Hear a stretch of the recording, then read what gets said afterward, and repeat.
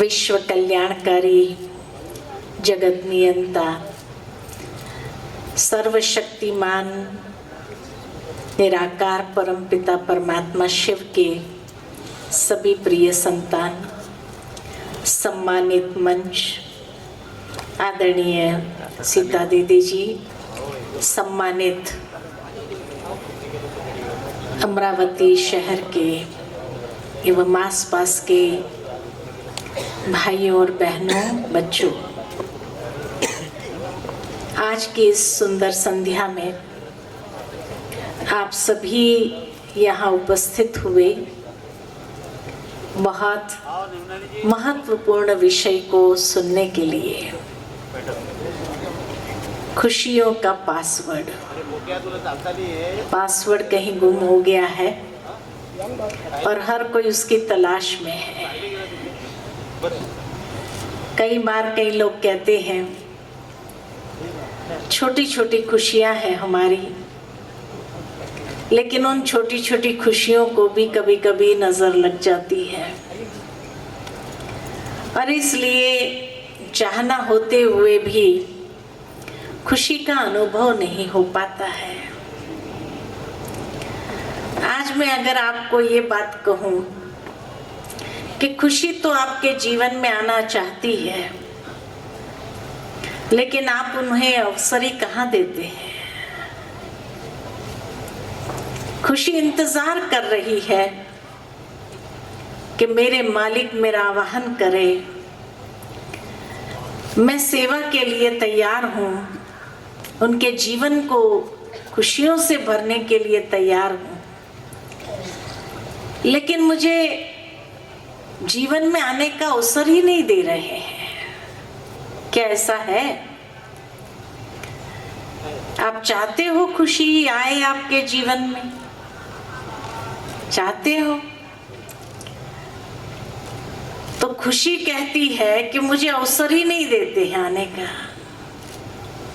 कैसे? खुशी जहां है वहां और बातें नहीं हो सकती है, लेकिन हमने अपने जीवन में किसको स्थान दिया है? पहली चीज कि हमने अपने जीवन के अंदर तनाव को स्थान दे दिया है। टेंशन टेंशन टेंशन,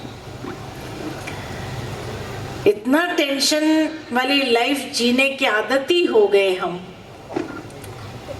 कि जिस दिन अगर कोई बात का टेंशन न हो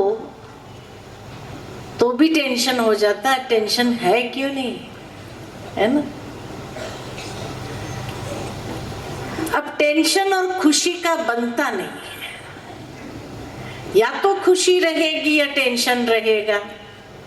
किसको रखना चाहेंगे? खुशी को अगर रखना चाहते हैं तो टेंशन को करो गुड बाय, अलविदा करो टेंशन को। लेकिन आज का मानव सोचता है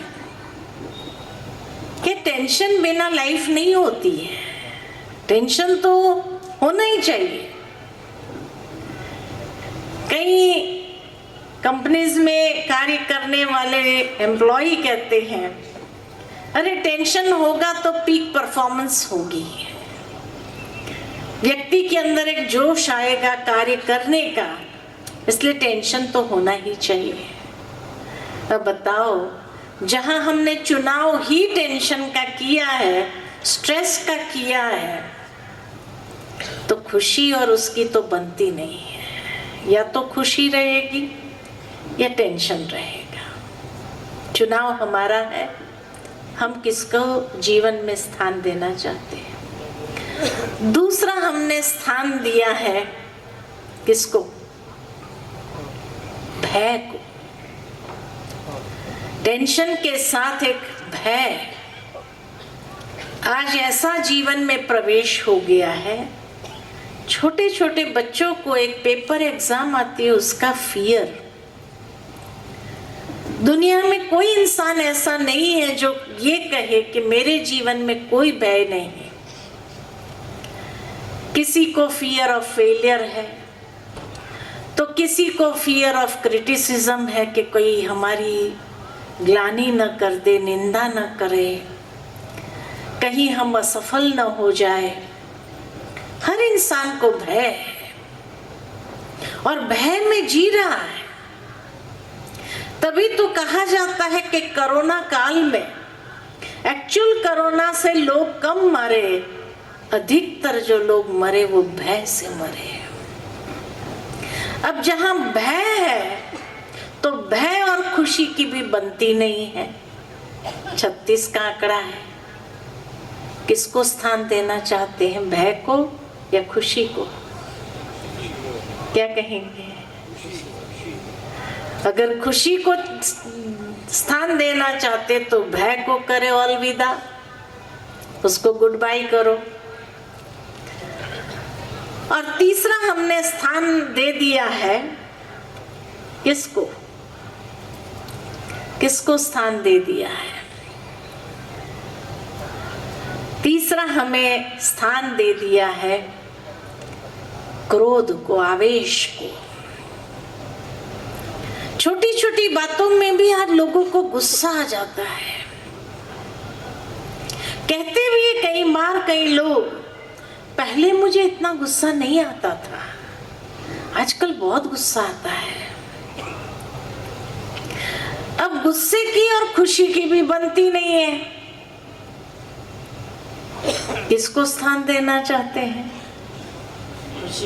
खुशी को स्थान देना चाहते हैं तो गुस्से को क्या करना पड़ेगा? समाप्त करना पड़ेगा या उसको अलविदा कहना पड़ेगा। अपने आप से हम प्रतिज्ञाबद्ध हो जाए कि आज से हम शांति से भी जीवन गुजारा कर सकते हैं। जरूरी है कि क्रोध करना ही चाहिए, टेंशन में जीना ही चाहिए। मालूम है जहां डॉक्टर्स भी कहते हैं कि 70 to 80% जो बीमारियों का कारण है वो स्ट्रेस है, तो क्यों स्ट्रेस को पाल करके अपने हेल्थ को भी खराब कर रहे हैं। जहां खुशी से जो कार्य होता है वो तनाव से नहीं होता है, गुस्से से नहीं होता है, अहंकार से नहीं होता है। कोई डर से कार्य कर भी ले लेकिन दुआएं नहीं दे सकता है। और खुशी हमारी वास्तविकता है। एक बच्चा जब पैदा होता है नेचुरल मुस्कुराता है, ये हमारी ओरिजिनल आइडेंटिटी है। लेकिन जैसे जैसे इंसान बड़ा होता जाता है उस ओरिजिनल आइडेंटिटी से हम बहुत दूर चले जाते हैं। आज खुशी में रहना है तो लाफिंग क्लब्स ज्वाइन करना पड़ता है, बगीचे में जाके हंसना पड़ता है,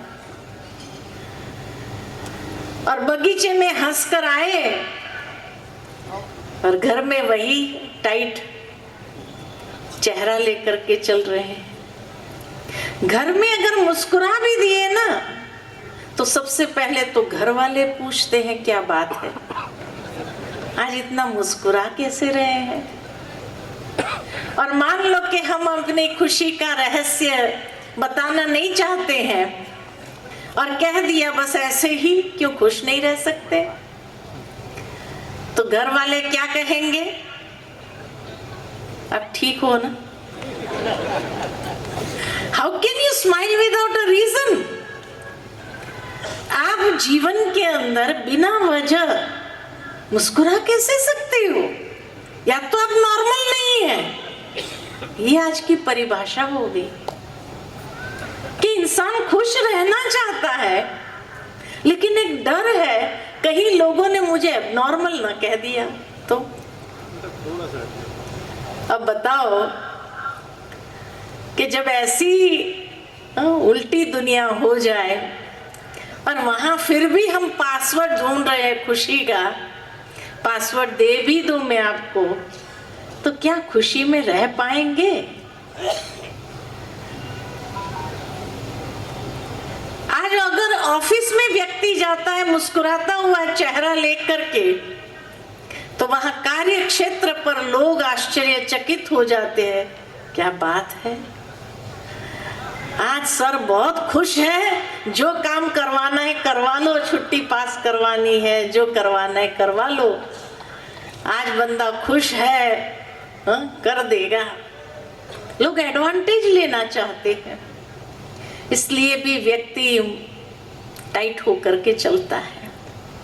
अब बताओ, जहां ऐसी लाइफस्टाइल अगर ले ली हो तो वहां खुशी कैसे आ सकती है? कितना भी पासवर्ड मिल जाए तो भी खुशी आने ही नहीं दे रहे हैं हम उसको। एक बहुत सुंदर कहानी याद आती है मुझे कि एक बार 3 बुजुर्ग थे। 3 बुजुर्ग जा रहे थे, अचानक बर्फ गिरने लगी, बर्फीला तूफान जैसे आ रहा था। तो तीनों बुजुर्ग ने सोचा ये बस स्टॉप पर चारों तरफ कांच लगा हुआ है, अंदर जाकर के बैठ जाते जब तक बर्फ रुक जाए, ये बर्फीला तूफान खत्म हो, फिर आगे जाएंगे यात्रा पर। तो तीनों बुजुर्ग उस बस स्टॉप पर जाकर के बैठ गए। बस स्टॉप के सामने एक बंगला था। बंगले की मालकिन ने सोचा शाम हो गई है, बर्फ गिरनी आरंभ हो गई है, बर्फीली हवाएं चल रही है, सब खिड़की दरवाजे बंद कर देती हूँ, पर्दे लगा देती हूँ। और जैसे वो खिड़की दरवाजे बंद कर रही थी, पर्दे लगा रही थी, कि उसकी नजर पड़ी सामने बस स्टॉप पर। ये तीनों बुजुर्गों को देखा तो उसके मन में दया भावना आ गई कि इतनी बर्फीली हवाएं चल रही है, ये बुजुर्ग तो बेचारे रात भर अगर ऐसे बैठे रहे तो ठिठुर जाएंगे। तो उसने घर में आकर के, सभी बैठे थे, तो कहा कि बस स्टॉप पर 3 बुजुर्ग बैठे हैं और बर्फीली हवाएं चल रही है, बर्फ गिर रही है, क्या करें? तो उसके पति ने कहा तीनों बुजुर्ग को बुला लो, अपना एक कमरा है बाहर, वहाँ हीटर लगा देंगे और गद्दे लगा देंगे, उनको आराम करने का मन होगा तो आराम कर लेंगे, सुबह चले जाएंगे, फिर जहां जाना होगा बुला लो उनको। तो वो महिला बाहर आकर के तीनों को इशारा करती हो कि आप इधर आ जाओ। ये तीनों बुजुर्ग वहां आए, लेकिन तीनों बुजुर्ग ने कहा कि पहले आप अपने परिवार वालों से पूछ के आओ कि हम तीनों में से वो किसको अंदर आने देना चाहते हैं, क्योंकि हम तीनों नहीं आ सकते, तीनों में से एक ही आ सकते हैं। तो कहा आपका परिचय? तो पहले ने कहा मैं हेल्थ हूं, स्वास्थ्य हूं, मैं जहां जाता हूं वहां संपूर्ण स्वास्थ्य का वरदान देता हूं। दूसरे ने कहा मैं वेल्थ हूं, संपत्ति हूं, और मैं जहां जाता हूं संपत्ति का वरदान दे देता हूं। तीसरे ने कहा कि मैं खुशी हूं, हैप्पीनेस हूं, हेल्थ, वेल्थ और हैप्पीनेस। तो आप अपने परिवार वालों से पूछ के आओ कि हम तीनों में से वो किसको अंदर आने देना चाहते हैं। महिला को बड़ा आश्चर्य लगा। उसने जाकर के ये विचित्र बात सुनाई कि ये तीनों बुजुर्ग जो है, एक हेल्थ है, एक वेल्थ है, एक हैप्पीनेस है, और वो कह रहे हैं कि हम तीनों में से एक ही आ सकते हैं आपके यहाँ, और उसका वरदान हम दे देते हैं। तो इसीलिए आप पहले ये चुनाव करो कि किसको आने देना चाहते हैं। बुजुर्ग माँ बाप थे, कहने लगे बहू हेल्थ को बुला लो, स्वास्थ्य को बुला लो। हमारा स्वास्थ्य ठीक हो जाएगा तो कम से कम हाथ बटाएंगे आप लोगों के कामों में। वहां पति, उसका देवर और परिवार के जो दूसरे सदस्य थे, कहा अरे संपत्ति को बुला लो, आजकल कितने खर्चे हो गए हैं, संपत्ति का वरदान मिल जाएगा तो कम से कम आपके हेल्थ को तो हम ठीक करा ही देंगे, संपत्ति को बुलाओ। आर्ग्यूमेंट चल रही थी कि बुजुर्ग माँ बाप के हेल्थ को बुलाओ के संपत्ति को बुलाओ। वहां बच्चे खेल रहे थे, छोटे छोटे बच्चों ने कहा क्यों ना हम हैप्पीनेस को बुलाएं। एक ऐसा सन्नाटा छा गया घर में, किसको बुलाना चाहिए। आखिर सबने फैसला किया कि बच्चों ने जो कहा ना उसी को बुला लो। महिला बाहर आई और उसने कहा कि आप तीनों में से जो हैप्पीनेस है, खुशी है, वो हमारे घर में आ जाए। खुशी आई तो उसके पीछे पीछे स्वास्थ्य भी आया और उसके पीछे पीछे संपत्ति भी आने लगी। महिला ने कहा आपने तो कहा एक ही आ सकते हैं, अभी तीनों कैसे आए। कहा अगर आपने स्वास्थ्य को चुना होता तो सिर्फ स्वास्थ्य ही आता, अगर आपने संपत्ति को चुना होता तो सिर्फ संपत्ति ही आती। लेकिन आप लोगों ने बहुत सही चुनाव किया, जहां खुशी होगी वहां स्वास्थ्य भी ठीक हो जाएगा और संपत्ति भी अपने आप वहां पहुंच जाएगी, लक्ष्मी भी वहां पहुंच जाएगी। तो हम भी अपने जीवन में किसका चुनाव कर रहे हैं। कभी कभी हम भी सिर्फ स्वास्थ्य का चुनाव करते हैं, कभी सिर्फ संपत्ति के पीछे भाग रहे हैं। लेकिन सही चुनाव है कि खुशी का चुनाव करो। खुशी आना चाहती है तो आने दो उसको, और जहां वो आएगी वहां स्वास्थ्य भी ठीक हो जाएगा, संबंधों में भी सुमधुरता आ जाएगी, संपत्ति भी आ जाएगी, सब कुछ आ जाएगा वहां पर। हेल्थ वेल्थ हैप्पीनेस की हार्मनी बहुत सुंदर हो जाएगी। तो इसीलिए आवश्यकता है सही चुनाव करने की लाइफ में। आज इंसान काम के पीछे भाग रहा है, संपत्ति के पीछे कोई भाग रहा है, लेकिन अंत में स्वास्थ्य को भी खराब कर देता है। संपत्ति तो आ जाती लेकिन सुख शांति खुशी सब चली जाती है, सब कुछ चला जाता है, सबके साथ संबंध खराब कर देता है। एक बार मेरा कार्यक्रम मुंबई में था, एक बहुत बड़ी होटल में प्रोग्राम था, काफी बड़े लोग आए हुए थे वहां पर। कार्यक्रम के बाद एक भाई आए मिलने के लिए और उसने कहा कि मैं ये जानना चाहता हूं कि मैं अपनी लाइफ में कहाँ गलत हुआ।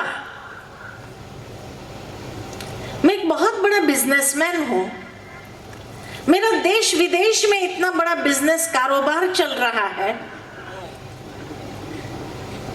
कितने भिन्न प्रकार की संस्कृति वाले लोगों के साथ मैं काम करता हूं और सब मेरे से बहुत प्रसन्न है,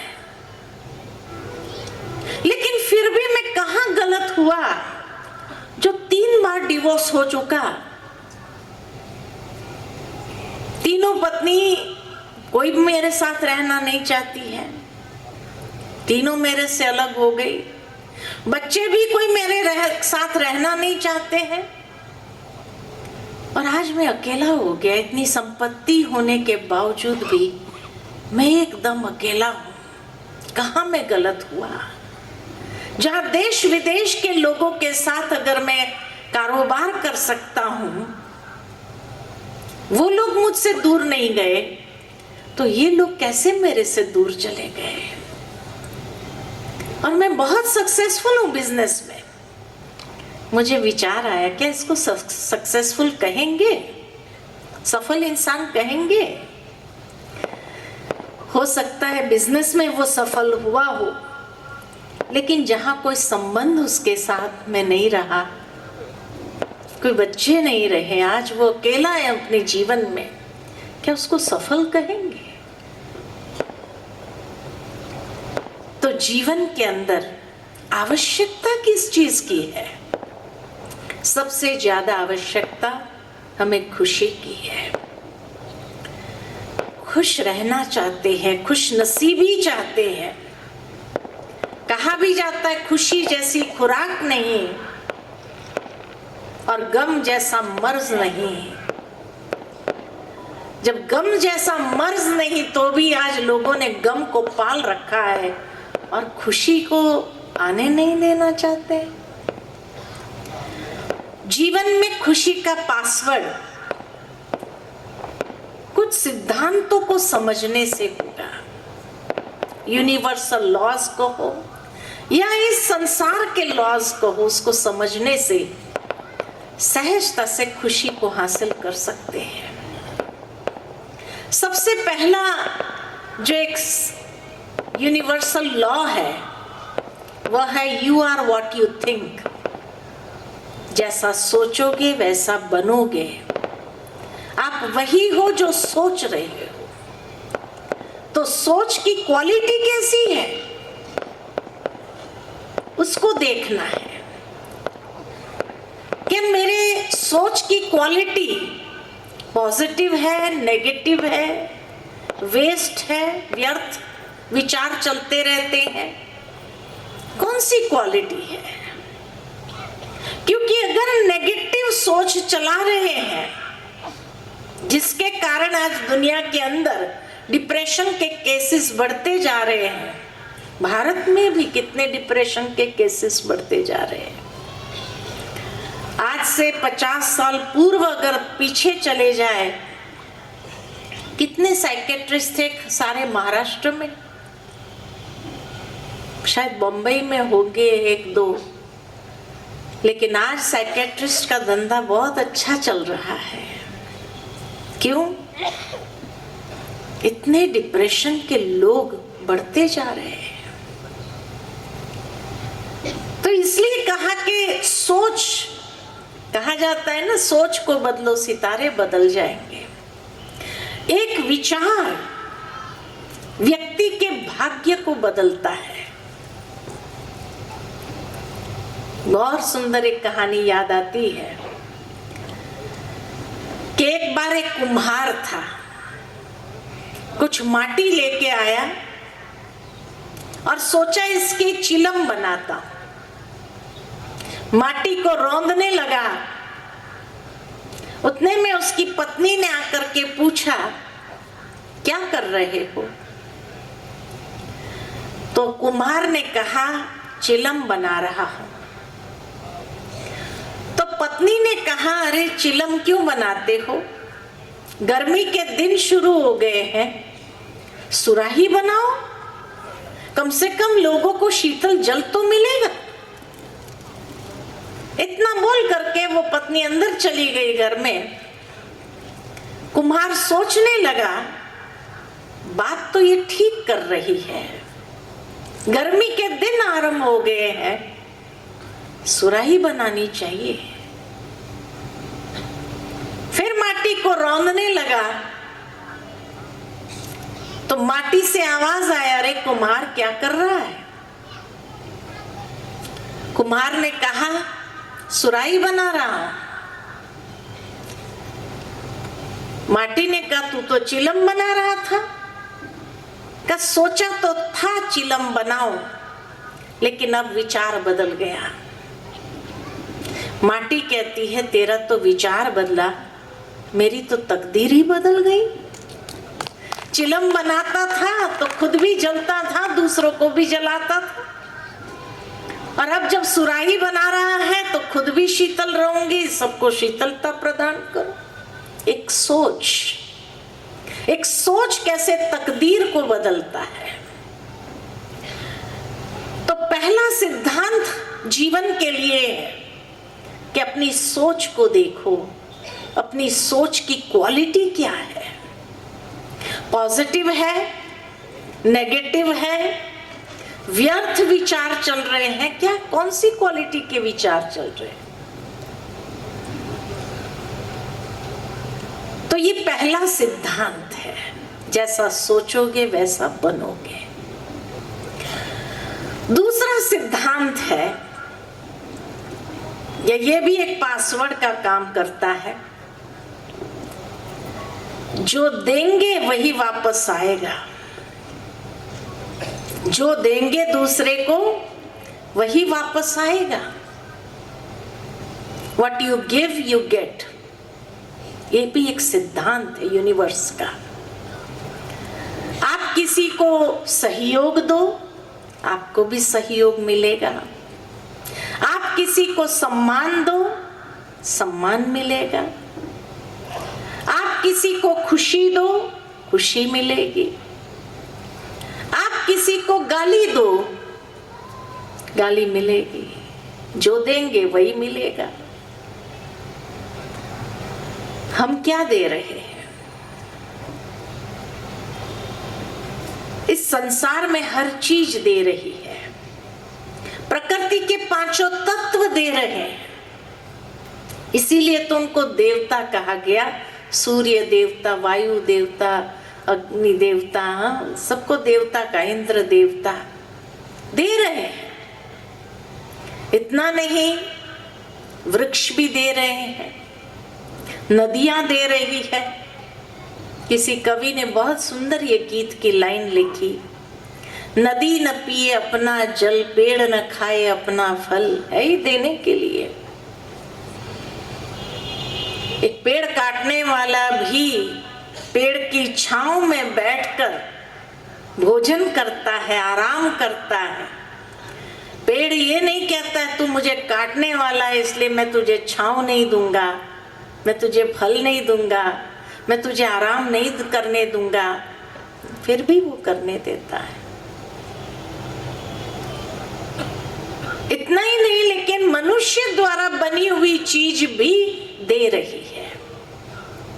आज इंसान ने कुर्सी बनाई, ये कुर्सी आपको आराम दे रही है। अगर कुर्सी हटा दिया जाए, सबको नीचे बैठने के लिए कहे तो, अरे हर एक को घुटनों का प्रॉब्लम है, नीचे कौन बैठ सकता है? यंग लोग भी मुश्किल, हिलते रहेंगे, डुलते रहेंगे, सोचेंगे चलो भाई इससे तो भागो यहाँ से, क्यों बैठ करके सुनेंगे। तो कुर्सी आराम दे रही है, शांति से बैठ के सुन रहे हैं। ये लाइट दे रही है, अंधेरा हो तो ये माइक दे रहा है। हर चीज इंसान द्वारा बनी हुई दे रही है। कौन सी चीज है जो नहीं दे रही है? सिवाय एक मनुष्य के। मनुष्य ले रहा है, ले रहा है, ले रहा है, और इस प्रोसेस में वो ये भूल गया कि मुझे भी देना चाहिए रिटर्न में। और इसीलिए आज दुखी हो रहा है। खुशी किस में मिलती है, देने में या लेने में? हाँ, कोई गिफ्ट देता है तो खुशी होती है, क्यों नहीं होती है? लेकिन ज्यादा खुशी किस में होती है, देने में या लेने में? देने में ज्यादा खुशी है। एक बार एक राजा था, देश विदेश बहुत ट्रैवल करता था। जहां जाता था वहां से उनको अमूल्य उपहार मिलते थे। अब इतने उपहार हो गए, रखे कहां? महल छोटा पड़ने लगा। तो उसने अपने दरबारियों से पूछा, भाई इतनी गिफ्ट्स हो गई है, अब ये गिफ्ट्स कहां रखी जाए? तो किसी ने कहा म्यूजियम बना देते। कहा नहीं, म्यूजियम नहीं बनाना है। तो क्या करें? तो कहा मैं ऐसा काम करता हूं, ये सारी गिफ्ट्स जो है ना अपनी प्रजा में बांट देता हूं। हर कोई संभाल के रखेगा, उनकी पीढ़ी दर पीढ़ी को दिखाएंगे, भाई हमारा राजा था, उसने ये दिया था। कितनी संभाल के रखेंगे और याद करते रहेंगे मुझे। लोगों को ये आइडिया पसंद आया। उसने एक दिन फाइनल किया कि भाई संडे के दिन जिसको भी अमूल्य उपहार चाहिए राजा के, वो आ जाए महल के प्रांगण में और सबको मिलेगा। बड़ी लंबी लाइन लग गई लेने के लिए।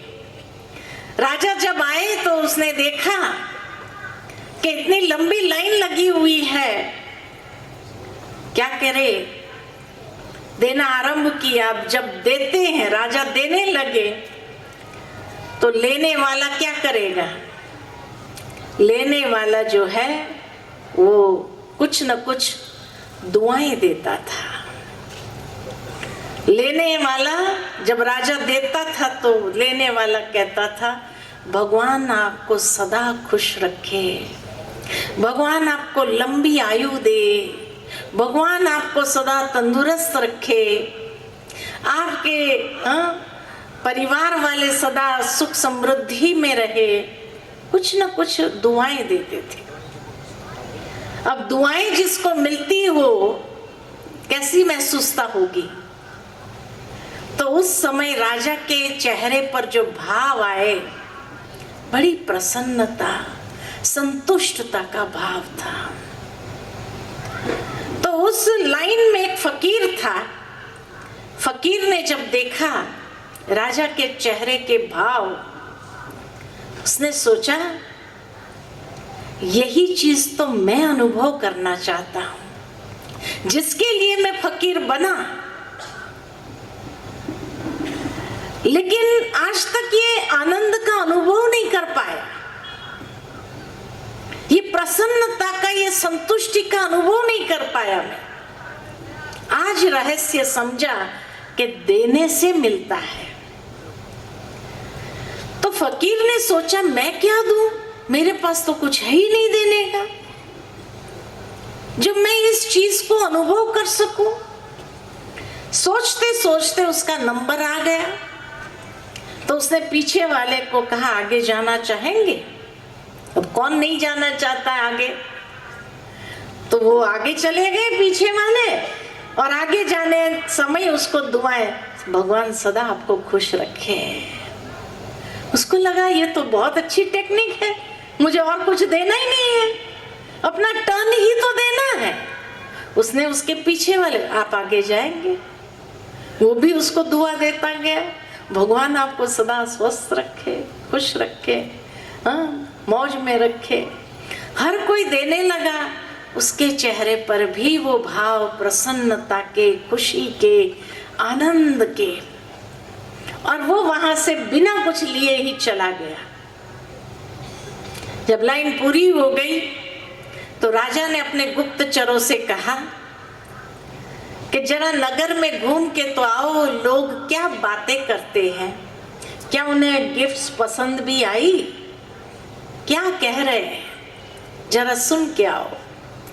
गुप्तचर गए और राजा के विषय में हर कोई बड़ी वाहवाही कर रहा था। लेकिन एक जगह जब गए तो देखा कि राजा की वाहवाही चल रही थी। वहां एक व्यक्ति ने कहा, अरे उस लाइन में एक फकीर था, उसने कुछ नहीं लिया और वो हर एक को आगे करता गया। बड़ा अच्छा भला व्यक्ति था वो भी, उसकी भी वाहवाही होने लगी। गुप्तचरों ने आकर के राजा को यह संदेशा दिया कि आपकी तो वाहवाही हो रही थी, लेकिन आपके साथ साथ एक फकीर की भी वाहवाही हो रही थी।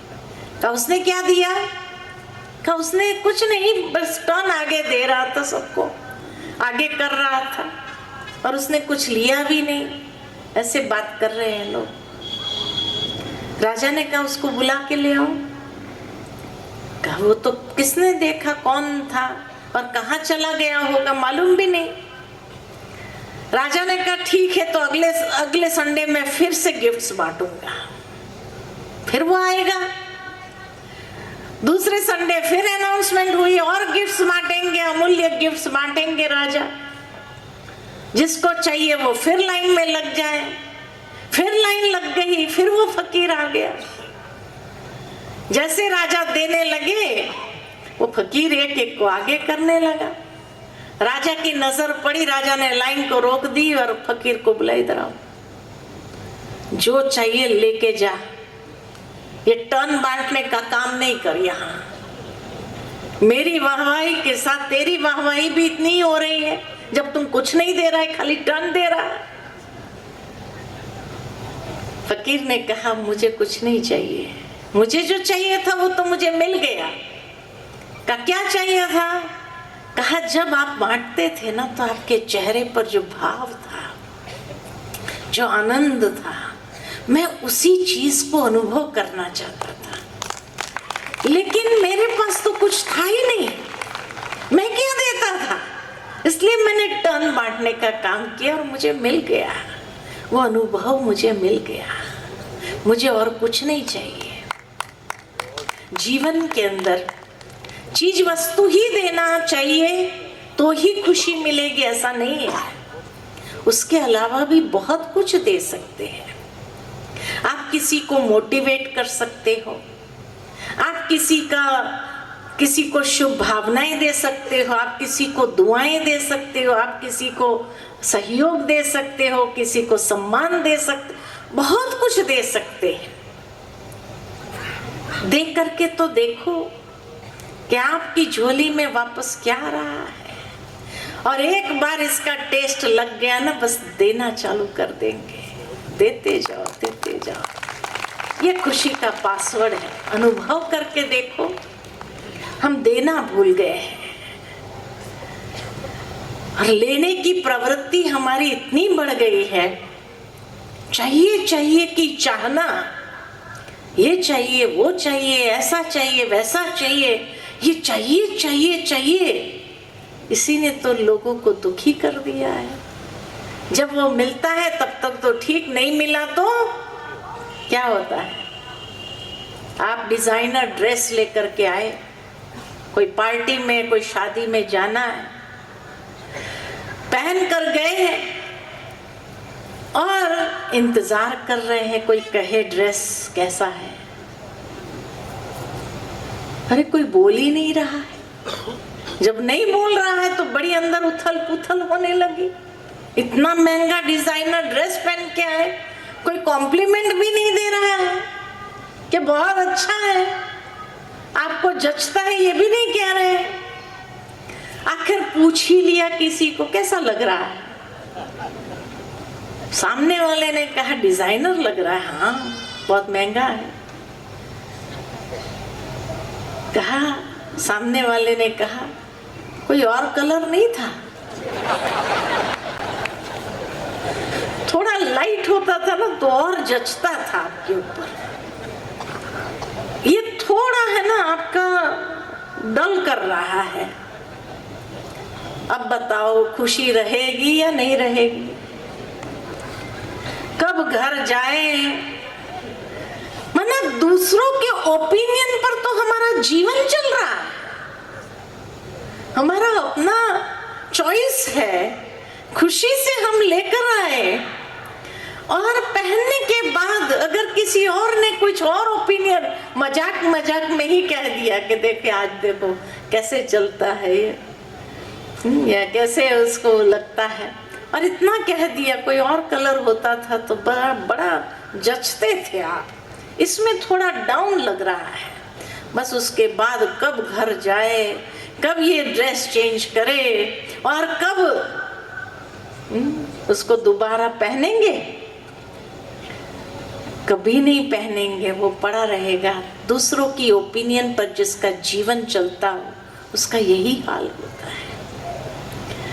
इसलिए आप जब अपनी चॉइस से ले आए हैं तो पहनो खुशी से, किसी का और ओपिनियन लेने की जरूरत नहीं। अगर दे दिया तो बहुत अच्छा, स्वागत करो, नहीं दिया तो कोई बात नहीं, दुखी मत हो जाओ, है ना? आप उनको अच्छे से अच्छा ओपिनियन दो, देखो वो आपको भी अच्छा ओपिनियन ही देंगे। आप उनको अच्छे शब्द कहो, वो भी आपको अच्छे शब्द ही कहेंगे। What you give, you get. ये एक अनादि सिद्धांत है। तीसरा सिद्धांत है, तो पहला सिद्धांत जैसा सोचोगे वैसा बनोगे। दूसरा सिद्धांत जो देंगे वही वापस आएगा। तीसरा सिद्धांत जो परिस्थितियां, समस्याएं, चुनौतियां जीवन में आती है, जो तनाव में ले आती है, तो ये सोचो कि हर परिस्थिति कुछ न कुछ देने आ रही है, कुछ न कुछ प्रदान करने आ रही है। जब वो देने आई है, क्या दे रही है? या तो कुछ सीख दे जाएगी, या कुछ अनुभव दे जाएगी, या कुछ न कुछ अच्छा रिजल्ट दे जाएगी। बस थोड़ी सी हमें मेहनत करनी होती है और थोड़ा सा पुरुषार्थ करे और देखो प्राप्ति कितनी अधिक हो जाती है। जीवन में चढ़ाव उतार ये तो स्वाभाविक है, उतार चढ़ाव आना ये तो स्वाभाविक है। एक बार एक डॉक्टर जी से बात हो रही थी तो कहने लगे कि जब हम किसी का हार्ट का कार्डियोग्राम लेते हैं ना, तो कार्डियोग्राम का जो ग्राफ होता है ना, ऐसे ऊपर नीचे वाला आता है, और जब ऐसे उतार चढ़ाव वाला आता है तो उसको हम कहते हैं नॉर्मल है। अगर सीधी लाइन आ जाए तो क्या कहेंगे? तो जीवन में भी सीधी लाइन नहीं चाहिए, नहीं तो जिंदा लाश हो जाएंगे। उतार चढ़ाव आना माना आप जिंदा हो, तभी आपके जीवन में उतार चढ़ाव आ रहा है। और ये उतार चढ़ाव ही आपको बहुत कुछ अनुभव देके जाता है। आप इतने अनुभवी बन जाते हैं इन उतार चढ़ाव में ही। तो इसीलिए सीधी लाइन कभी ना आए अपने जीवन में, नहीं तो आप भी बोर हो जाएंगे और जिंदा लाश बन जाएंगे। उतार चढ़ाव है, उसको आनंद लेते जाओ, उसको ये महसूस करो कि बस ये भी हमें कुछ आगे बढ़ाने के लिए ही आई है। सिम सिम दरवाजा खुल जा, होता है ना खेल, सिम सिम दरवाजा खुल जा, और जैसे ही खुल गया तो आगे बढ़ना होता है। किसी ने बहुत सुंदर एक जगह पर लिखा हुआ था, चुनौती हर एक के जीवन में आती है, लेकिन कोई कोई चुनौती अवसर का द्वार खोल देती है जिससे आगे बढ़ते हैं, और कोई कोई चुनौती ऐसी होती है जो द्वार बंद करके खूब पछाड़ती है। तो किसके लिए ये चुनौती अवसर के द्वार खोलती है, किसको ये पछाड़ती है? बहुत सुंदर वहां लिखत थी, चुनौती के वक्त जिसने जीवन में सही डिसीजन लिया है, सही चुनाव किया है, उसके लिए अवसर के द्वार खुलते हैं। Right decision at the right time. चुनौती के वक्त जिसने सही डिसीजन लिया, जैसे वो परिवार वाले ने लिया, खुशी को आने दो, तो सही समय पर सही डिसीजन ले लिया, उसके लिए अवसर के द्वार खुलते जाते हैं। सिम सिम दरवाजा खुल जा। और थोड़ी सी लालच, थोड़े से स्वार्थ के कारण अगर गलत डिसीजन ले लिया, गलत चुनाव कर लिया, तो वो द्वार बंद हो जाएंगे और खूब पछाड़ेगी वो परिस्थिति आपको, वो चुनौती आपको। इसलिए उस थोड़ी सी लालच और स्वार्थ को लेकर के हमेशा के लिए सिम सिम दरवाजा बंद हो जाए, ऐसा ना हो, लेकिन हमेशा दरवाजा खुलता जाए एक के बाद एक। और देखो आप कितना जीवन के अंदर उन्नति कर सकते हैं, आगे बढ़ सकते हैं। और एक बात है कि किससे उलझते रहते हैं। एक तो परिस्थितियों में उलझे रहते हैं, इसलिए परिस्थिति में उलझो नहीं, सही डिसीजन लेकर के आगे बढ़ो। दूसरा, उलझते हैं हम कभी कभी इंसानों के साथ, अननेसेसरी, और जब अननेसेसरी उनके साथ उलझने लगते हैं तो कभी कभी वो बहुत महंगा पड़ जाता है। इसलिए उलझो नहीं। एक बहुत अच्छी सुंदर बात याद आती है हंसी की, कि एक बार एक पति पत्नी थे और पत्नी बड़ी पतिव्रता थी। पति जब घर में आते थे शाम को तो उसके हाथ से जो भी उसकी ब्रीफकेस होती थी, फाइल होती थी, जो भी हाथ में सामान होता था फटाफट ले लेती थी, पानी का ग्लास तैयार रखती थी, चाय आदि बना करके कुछ हल्का सा नाश्ता बना के रखती थी, बड़ा रिस्पेक्ट करती थी।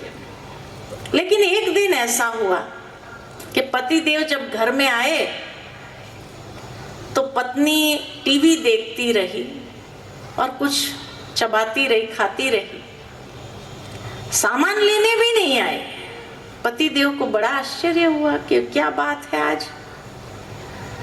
तो उसने पूछा क्या बात है। पत्नी ने कहा कोई बात नहीं, लेकिन फिर भी उठी नहीं। पति ने सोचा कोई बात नहीं, चलो आज मैं ही पानी ले लेता हूं अपने हाथों से। किचन में गए तो देखा रात के बर्तन भी ऐसे ही पड़ा हुआ है, खाना तो कुछ बना ही नहीं है, लेकिन एक पानी का ग्लास भी नहीं है। किचन में से फिर बाहर आकर के पूछा क्या बात है। पत्नी ने कहा कोई बात नहीं है। पति ने सोचा चलो खुद ही मैं पानी का एक ग्लास धुलाई करके पानी लेकर के पी लेता हूँ। उसने ग्लास धुलाई किया, पानी लेकर के पी लिया। फ्रेश होने गए कमरे में तो देखा कि कमरे में सारा सामान ऐसा बिखरा पड़ा है, रात का बिस्तर भी ऐसा ही पड़ा है, कुछ समेटा ही नहीं है, कुछ भी हुआ ही नहीं है, न सफाई हुई है। अब उनको झुंझलाहट आ गई और कमरे से बाहर आकर पत्नी से पूछा आखिर बात क्या है। पत्नी ने कहा आप रोज शाम को घर आते हो, एक ही बात आप कहते हो मुझे, तू सारा दिन करती क्या है, तू सारा दिन करती क्या है। आज मैंने कुछ नहीं किया, आप देख सकते हो घर का हाल क्या है। इसीलिए कभी खास करके पत्नियों से उलझना नहीं, क्योंकि उलझेंगे तो अगर वो स्ट्राइक पर चली गई ना तो क्या होगा घर का हाल सोच सकते हैं। ये तो एक लाइटर टोन में था, कहने का भावार्थ कि कभी कभी हम बिना सोचे समझे ऐसे शब्द उच्चारण कर लेते हैं जो किसी के दिल को लग जाते हैं। हमने तो स्वाभाविक रीति से कह दिया, बाद में जब पता चलता है तो अब सॉरी भी नहीं कर पाते हैं, कहीं आपका ईगो हर्ट होता है। लेकिन आपने उसके ईगो को हर्ट कर दिया तो बहुत मुश्किल होता है। तो इसीलिए जो है इंसानों से भी उलझना नहीं, सुलझे हुए जितना रहोगे उतना फायदे में रहोगे। और एक बात में उलझे रहते, किसमें? एक खिलौना हर एक के हाथ में आ गया है जिसमें सारा दिन उलझे रहते हैं। लोगों के पास टाइम ही नहीं है, बात करने का भी टाइम नहीं है। आज मान लो कि घर में 4 मेंबर हैं, चारों लगे हुए होते हैं, दूर दूर से हमारा कनेक्शन एस्टैब्लिश हो गया, दुनिया बहुत छोटी हो गई, लेकिन साथ वाले से क्या हो रहा है, उनके जीवन में क्या हो रहा है या उनको क्या हो रहा है, उसको जानने की हमारे पास वक्त नहीं है, टाइम नहीं है। इसलिए आज परिवार बिखरता जा रहा है।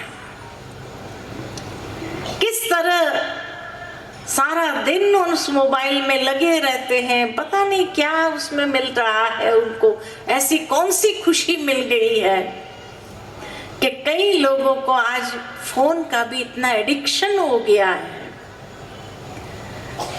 कि उसके भी सेंटर्स खोलने पड़ रहे हैं दुनिया के अंदर कि भाई मोबाइल डी एडिक्शन, नशा क्या एडिक्शन हो जाए वो तो आपने देख लिया, लेकिन मोबाइल का एडिक्शन, और उस मोबाइल से भी जैसे अपने आप को दूर नहीं रख पाते हैं। एक बार कि आज बच्चे भी, कई माँ बाप कहते हैं हमारा बच्चा जो है बिना मोबाइल तो खाना नहीं खाता है, बिना मोबाइल तो ये नहीं करता है, उसको अगर मोबाइल दो तो ही वो बात सुनेगा, नहीं तो मोबाइल के बिना तो वो बात नहीं सुनता है, पढ़ाई नहीं करता है। कितने माँ बाप की आज ये शिकायत है कि बच्चे पढ़ते नहीं हैं मोबाइल के कारण। एक बार मेरा कार्यक्रम था कहीं पर, और जैसे ही वहां गए तो वहां पर हॉल के बाहर लिखा हुआ था वाईफाई जोन। तो मैंने, बहन जी जो से थे मेरे साथ, उनको मैंने कहा आप कहाँ ले आए मेरे को, अब यहाँ क्या प्रवचन करेंगे, वाईफाई जोन है तो सारे लोग तो मोबाइल पर लगे होंगे, तो भाषण क्या सुनेंगे, कितनी भी अच्छी बातें सुनाओ वो क्या सुनेंगे। तो मुझे कहा कि आप चलो तो सही अंदर। तो जैसे ही अंदर गए तो वाईफाई का मतलब लिखा हुआ था wifi without internet family interaction. बहुत सुंदर, मुझे कभी भूलता नहीं वो स्थान। और जैसे वह एक बॉक्स बनाया था, हर एक को अपना नाम उसके ऊपर मोबाइल पर लिख करके उस बॉक्स में जमा कर देना होता है, कोई लेकर के अंदर नहीं जा सकता है। Family interaction. और कहाँ देखा तो लोग कैरम खेल रहे हैं, कहाँ देखा तो बच्चे सांप सीढ़ी खेल रहे हैं। अरे पुराने पुराने खेल, एकदम इतना सुंदर माहौल था, इतना सुंदर माहौल था। क्या खुश थे बच्चे। बच्चे को अगर मोबाइल से छुड़ाना होगा तो आपको भी क्या करना होगा। आप अगर लगे रहेंगे और बच्चे को तुम पढ़ाई करो, कैसे करेगा बच्चा। तो इसके लिए जब उस वाईफाई जोन में चले गए, विदाउट इंटरनेट फैमिली इंटरैक्शन, और वहां बच्चे इतना प्यार से जो खेल रहे थे और आनंद में थे, सारा माहौल इतना आनंदमय था, बड़ा अच्छा लगा मुझे।